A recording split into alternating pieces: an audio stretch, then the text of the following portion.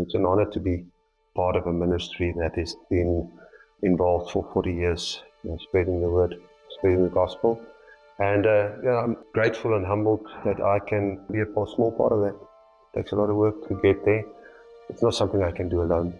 I have a lot of people that do support me, cast members, friends, family, and I certainly cannot do it without a good wife.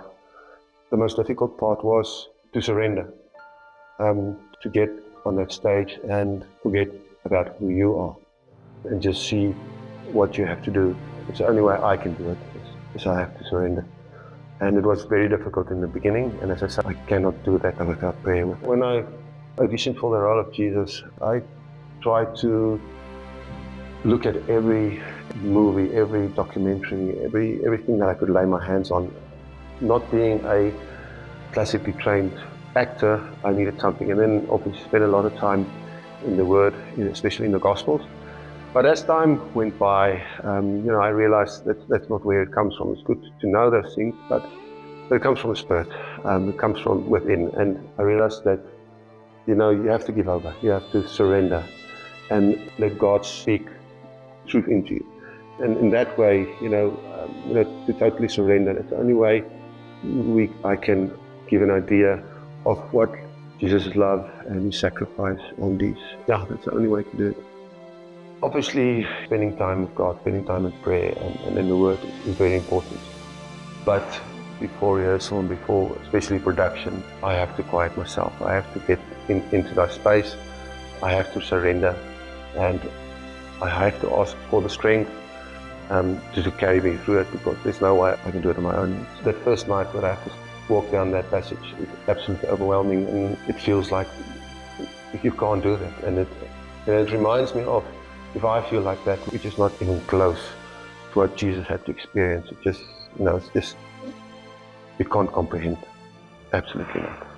I wanted to make the role a lot more physical, to try and portray what Jesus went through. So I worked a lot on the physical part, on falling, in preparing myself, being slapped, being hit. There are possibilities for me to get hurt, but God has protected me through all the slaps, the kicks, all the falls. But I just felt that I had to go deeper. I hope I can portray a little bit of what He went through. The biggest challenge I have is obviously the weight of what I have to do. I really do feel the emotional and the spiritual weight. I have to get quiet before that. I have to spend time in prayer and ask God for strength. It's the only way I can do it. And as I say, I have to surrender. I can't go on that stage without that preparation.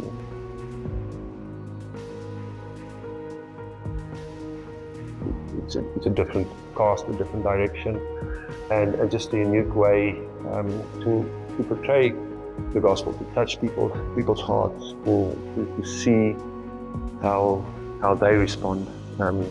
That's the reward, I think.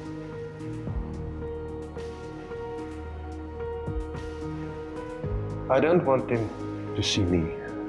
I want them to see Jesus, and not anything through what I do, but to see His love and His mercy, and what sacrifice that He did for us, and how He touches them, how He draws them closer, where they have a moment where they draw closer to God, draw closer to Jesus, and experience His love and surrender. I feel I'm not worthy to play this role. I'm not. There's no way, there's nothing in me that warrants me to play it. I think I'm one of the least qualified persons to play the role. But God chose me. And the incredible ways that He opened doors and He equipped me to be able to do what I do. The glory goes to Him, and I just hope I am obedient in doing what I have to do through Him. I am able to do much more than I would have ever imagined. Not even close. I could have never imagined when I started in the ministry, where I didn't want to say a word, that I would ever be able, not even worthy, of playing the role. And finding that within myself as I progressed through the roles, and finding me auditioning for Jesus, it was surreal. And getting the role was overwhelming. It's humbling. It's not me. And as soon as it becomes me or about me, then I'm no longer fit to play the role.